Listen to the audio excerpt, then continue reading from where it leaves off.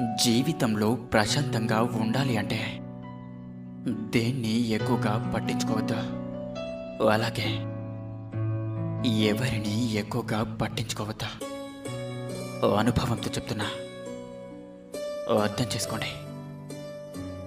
మనం ఎలా బ్రతకాలో అనేది మనకున్న బాధ్యతలు, బాధలు, అనుభవాలే నేర్పిస్తాయి.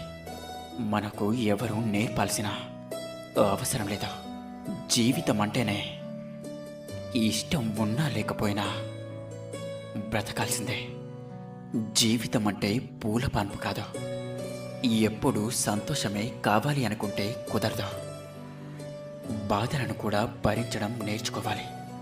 అలా భరించే వాళ్ళకే ఈ భూమి మీద బ్రతికే అర్హత ఉంటుంది. అంతేకాని పిరికి వాళ్ళకి కాదు. గుండ్రంగా తిరిగేదే భూమి.